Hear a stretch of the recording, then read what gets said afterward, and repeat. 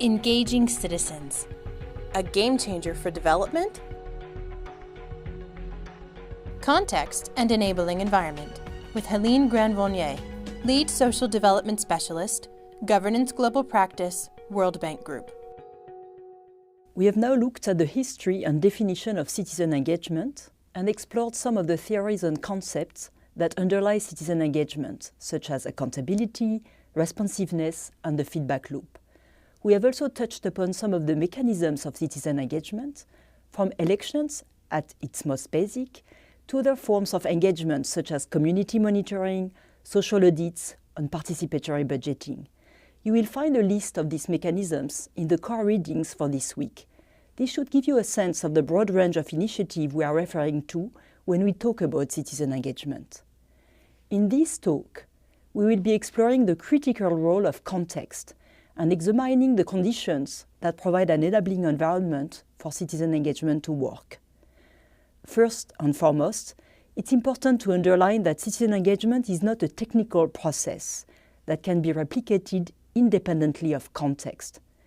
In a nutshell, where citizen engagement is effective in reaching its goals, it's because particular forms of citizen engagement interact in positive ways with existing institutions and processes of governance and within the broader sociopolitical context.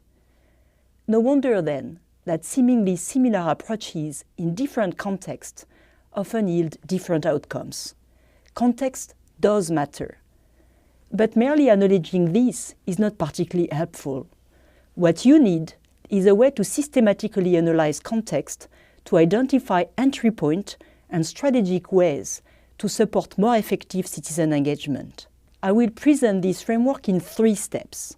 First, I will show how we define citizen engagement as the interplay of 5 constitutive elements: citizen action and state action, and civic mobilization, information, and interface. Second, I will review the sociopolitical factors that have the greatest bearing on the form and effectiveness of citizen engagement processes. And third, I will present a framework with drivers for each of the 5 constitutive elements of citizen engagement that can be assessed for a particular issue, for instance, teacher absenteeism, and which takes into account sociopolitical factors. Now, you may have noticed that the core readings from both myself and Jonathan Fox refer to the concept of social accountability. Social accountability can be defined as the extent and capability of citizens to hold the state accountable and make it responsive to their needs. Although the emphasis on accountability makes the term social accountability distinct from citizen engagement, the 2 terms share enough in common to be considered for the purpose of this course as interchangeable. Because of this, both Jonathan and I will use the term citizen engagement in our talks.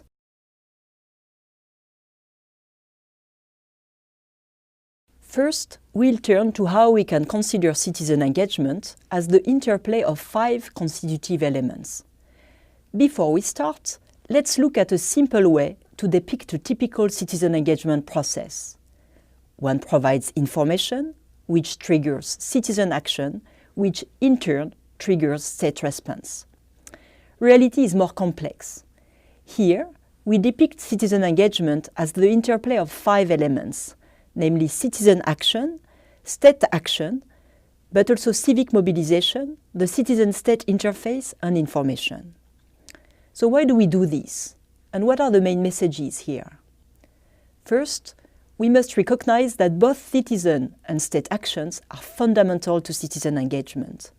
The role of the state is crucial, as it provides or hinders the enabling environment for information and association. It offers diverse avenues for accountability, political accountability, administrative accountability, and can also actively support and even initiate citizen engagement approaches. As importantly, its level and capacity to respond to citizen demands will determine the outcomes of citizen engagement initiatives. Citizen engagement is not the state against citizens or citizens against the state. Many citizen engagement approaches focus on building supportive pro-accountability networks across state and society. Yet the figure shows the state above the citizens. This represents the power imbalance at play between state officials and citizens. This is important, as power relations are at the core of citizen engagement processes and even more significant for marginalized citizens. Second, as we have seen, information is a crucial ingredient for citizen engagement.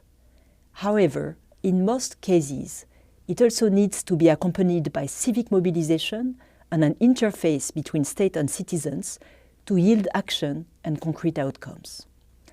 Civic mobilization is most often facilitated by intermediaries, such as non-governmental organizations, to spur citizens into action and support their demands vis-à-vis the state. But state officials also need to be mobilized. Therefore, an interface is necessary to allow both citizens and state actors, or coalitions that cut across these two types of actors, to interact. Third, there is no generic, linear sequence among these 5 elements. Information may be made available by state action or through civic mobilization, and may be generated or exposed by citizen action.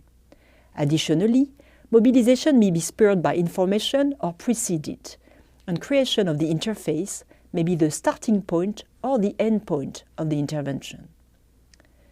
Fourth, the nature of the element itself matters. For instance, the content of information, how it is communicated, and by whom are all important. Fifth, neither the state nor citizens are homogeneous or exclusive categories. Incentives differ, for instance, for elected or non-elected officials, elite or non-elite, and civil society groups can represent public interest or narrower special interests. Lastly, because citizen engagement processes are iterative, citizen engagement approaches will generally be required to dynamically reassess entry points and trajectories, support building blocks for future citizen engagement intervention, and carefully assess risks and trade-offs.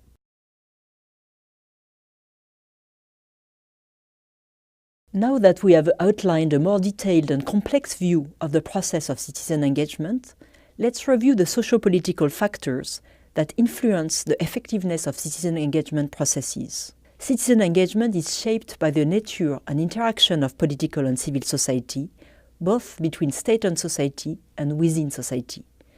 Cultural norms, global factors, and the prevailing political settlement also matter. Let's take a closer look at why these sociopolitical factors are so important, starting with political society. The nature of the state, that is, the actors and dynamics within the political society, are as important, if not more so, than civil society in explaining the effectiveness of citizen engagement. The two most important factors here are the commitment and capacity of bureaucrats and elected officials to promote and respond to citizen demands, and the nature of the rule of law. Another sociopolitical factor is the state-society relationship. To make accountability claims, there must be an assumption about the responsibilities of the state, as well as the entitlements of citizens. Hence, the nature of the existing social contract, as well as the history of state-society relations, shape citizen engagement mechanisms and outcomes. The state of civil society is yet another important sociopolitical factor.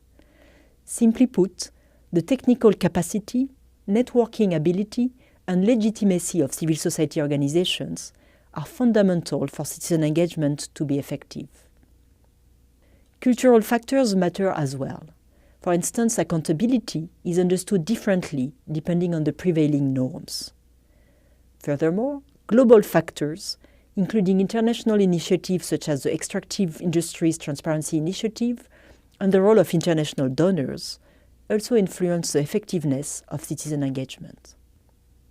Now that we have reviewed the sociopolitical contextual factors that influence the effectiveness of citizen engagement, we propose a framework that can help assess the likelihood of citizen engagement being effective in a given context and for a particular issue. This framework identifies the drivers of the 5 constitutive elements that we mentioned in the first section, while also taking into account the key sociopolitical factors highlighted in the previous section. For each of the drivers, some key questions to help you test it will pop up on screen. Let's start with citizen action. The driver of citizen action include awareness and salience of the issue to citizens, intrinsic motivation, efficacy, capacity for collective action,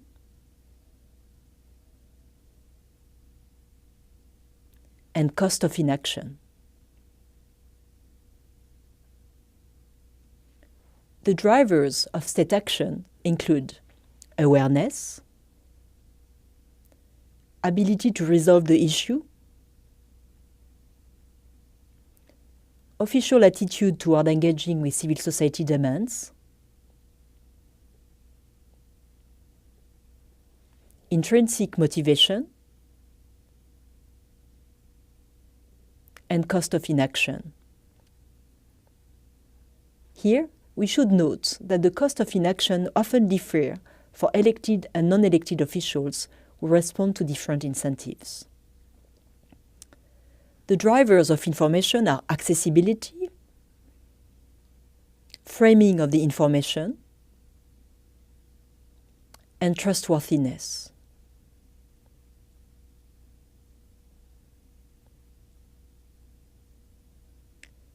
The drivers of interface include awareness, credibility, mediation, and capability. The drivers of civic mobilization include awareness,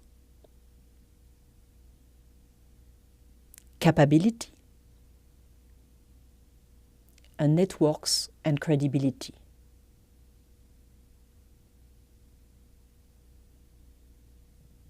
In conclusion, there are no universal best practices for citizen engagement. Context is critical, and accordingly, citizen engagement approaches need to be tailor-made. The framework we have proposed does not provide simple answers on when and how citizen engagement leads to outcomes, but it does shine a light into the black box of context, thus providing you with a systematic way to assess a given context in order to design, implement, and monitor citizen engagement programs most effectively. In the next video, Professor Jonathan Fox will show how strategic engagement, as opposed to tactical engagement, yields more consistent and sustainable outcomes. Thank you.